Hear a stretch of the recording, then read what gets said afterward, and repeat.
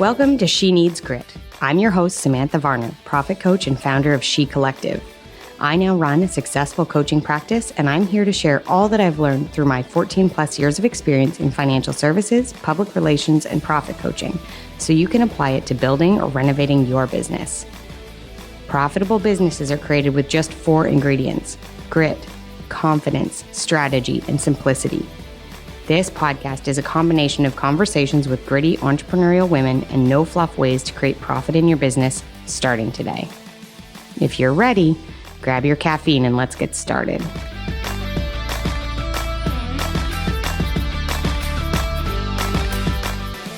Good day. Welcome everybody to the She Needs Grit podcast. I am your host, Samantha Varner, and I am so pumped to be in the recording studio today talking to you all about growing your business, making more profit, and being a badass.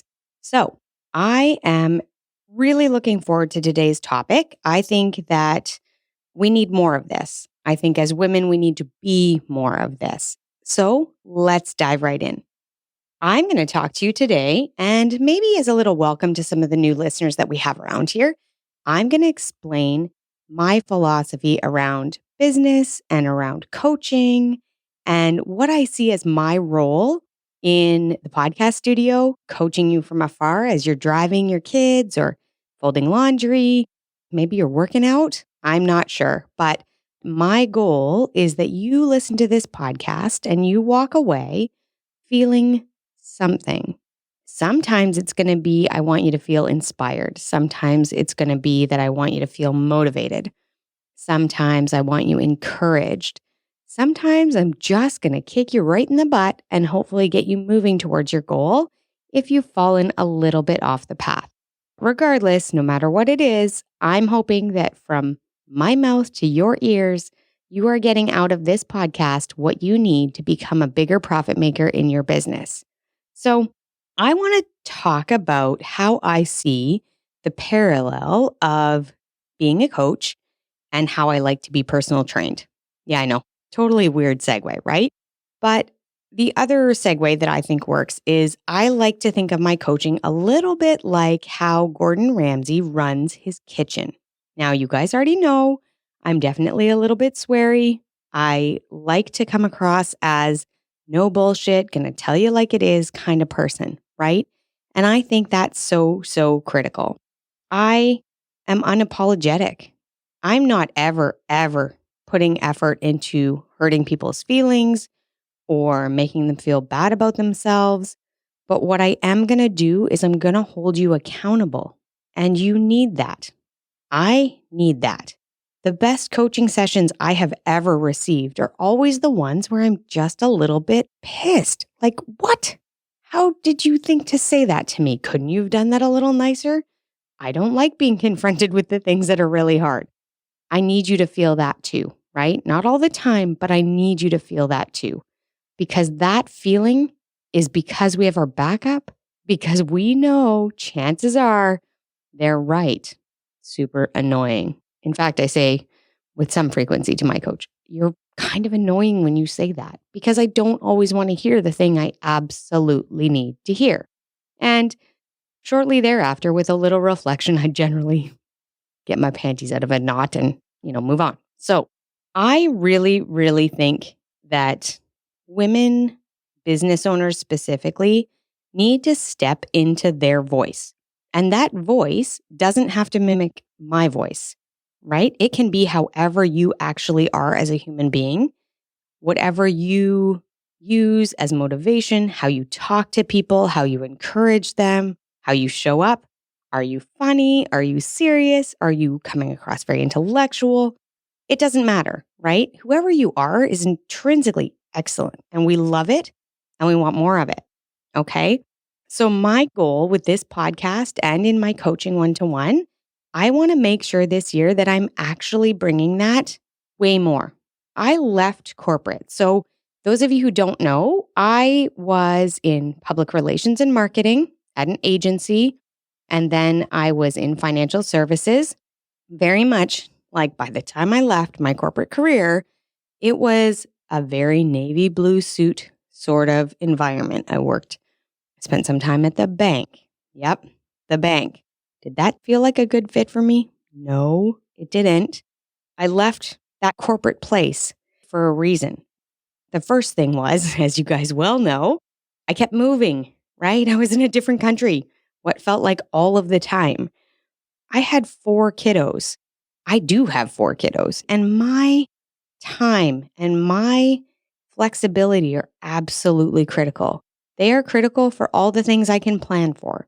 Sports day and fun run and all the things that happen that I know about. But for those of you that maybe are listening and don't have kids, or maybe don't have 4 kids, the amount of emergency phone calls I get from the school for any one of my children, not just one of them in particular, it's a host of them, is crazy. And if I had a job where I had a boss looking over my shoulder or punching a clock or needing me to be there a certain amount of time, I'm not exactly sure what would happen. Funny story is, first week back from Christmas holidays, one of my children called me at 2:55. Now, if you don't have kids or your school system's a little different, maybe you don't get out of school at 3:30, but we do. Called me to say he had fallen down on his arm in PE class and he needed me to come and get him. Now, I know you're sitting in your car thinking, uh-oh, right at the end of school, that must have been serious. Nope, I think it was a new nurse because he batted his blue eyes and managed to somehow sweet talk the nurse into saying that I needed to come pick him up. Sweet talk me into going and picking him up, even though I knew that mom intuition knew he didn't need to be picked up. He hadn't really hurt himself. Any of you out there that have boys know they can do quite a bit of damage to themselves just daily walking around. They're not broken. He wasn't even bruised. He had just dodged in dodgeball repeatedly and flung himself because that's what boys do. That's what my boy does, in particular, all the time. And he's rarely actually injured. And there is a tone of voice that you know they're actually injured. He did not have it. And yet, I was able to, with my very flexible coaching job, hop in the car and go get him. And his sweet, beautiful little face, when he came to the car and I said, "Oh, buddy, you look okay. What part of you is hurt?" He said, "Oh, my arm." I'm like, "The arm you're carrying your 25-pound backpack on, darling?" Smirk. Okay. So that is why I left corporate, so that I could go and pick him up. And you know what? Looking back on it, it's a great little bit of time that he and I got to hang out together in the car. We got to go home. He got to be home a little bit early. Did he miss anything important? Not really. Does he know that he's cried wolf and I'll be hesitant next time? Yep. Did I tell him the femur better be right out of the skin before he calls me next time? Yep. Will it stop him? I don't know. I'll report back.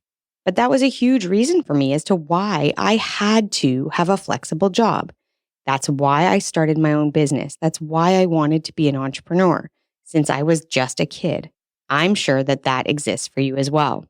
The other part that I left corporate is because as an entrepreneurial souled person, because I do deeply believe it's in my DNA, bosses are the worst. They're the worst. I don't want a boss. I don't want somebody telling me what I can and can't do or how I have to do it. I prefer the entrepreneurial way, muddle through it on my own until I figure it out, or throw my computer across the room. Totally better. So I know that that is why I left corporate and why I left that navy blue suit life. And I also know that my style of coaching is different than that, right? What I used to be able to tell my clients in my corporate setting, I did push the envelope. I did have those no bullshit conversations. I did ask the questions that felt uncomfortable and icky sometimes to them. But I know that that got results. And so I know that bringing that into the podcast for you guys and one-on-one coaching with my clients that I deal with in that way, I know that it's valuable. So I will keep doing it. I know this method works. I think women have been for too long socialized to be helpful and liked and agreeable. And I just think we do it sometimes to be nice, right? We do it to be gentle. And not to say that you need to be a bull in a china shop. That's not necessarily where I try and go with my clients either. And I hope they don't think that of me.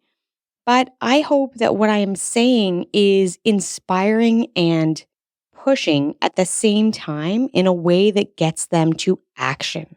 I truly believe that as a coach, if you don't feel compelled to push yourself forward or to try that new thing or to fail at that thing because we need to learn through failure, after we have been talking or after you've listened to this podcast, I have done you a disservice. I adore that you trust me with your time. It is a privilege that I get to share with you while you have your AirPods in and you're listening to me and you're looking to me for help. And I know that my best self in help and being able to get you to your profit maker plan that you want to do for 2022 and beyond requires me to be honest with you, requires for me to be open, requires for you to share back how you're feeling and have a discussion. Open that pipeline of conversation with me so that I can see, is it helping? Is it working? Do you feel value? I need you to give me that feedback, all of you as you're listening. Super, super critical. So here's how I coach. Here's how this podcast goes. For those of you that are new and still around, tough love.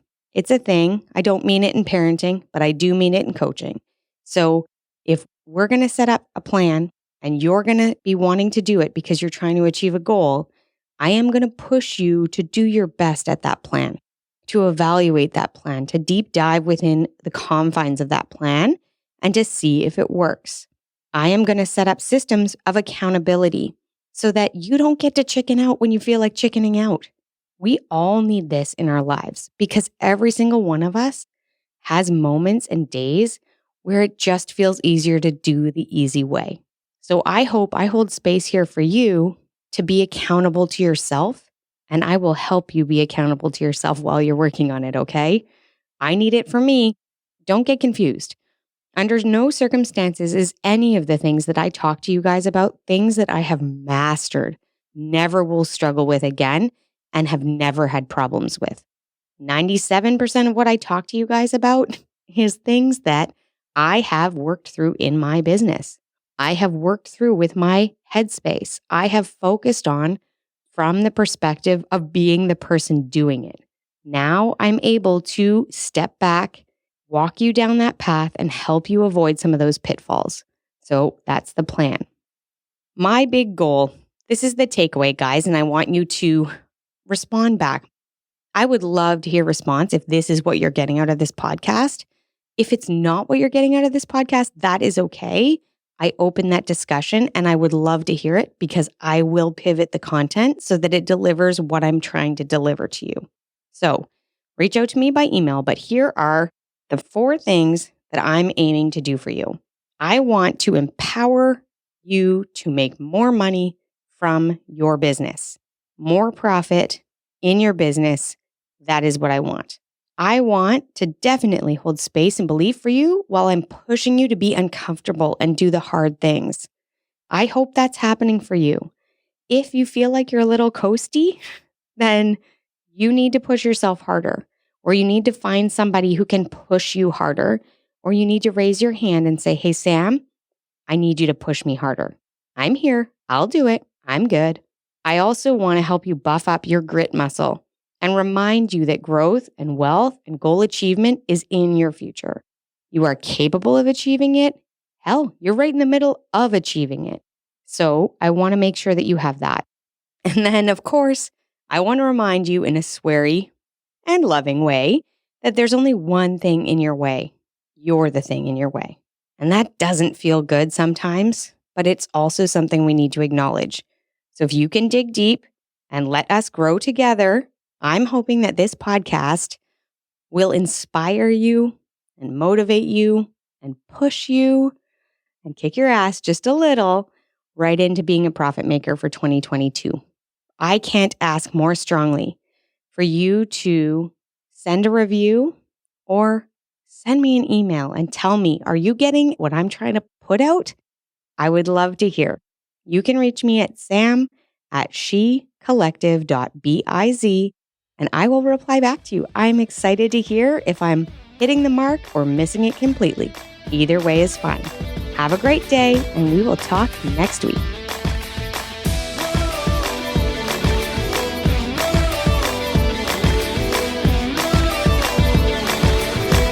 If today's topic is one you know you struggle with, I invite you to book a free profit call with me and share your struggles, your goals, and together we can decide how coaching with me could be the way to shift you into a profit maker.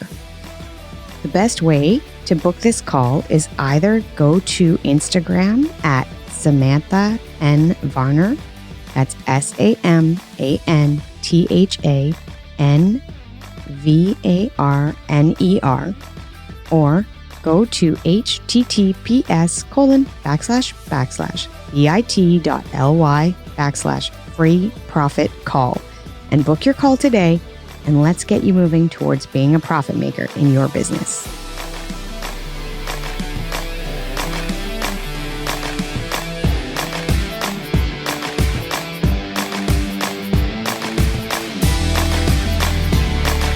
Thanks again for joining me, Samantha Varner, in this episode of She Needs Grit.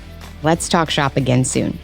If you like this episode, hit follow, share with a friend, and leave me a 5-star review in your podcast app.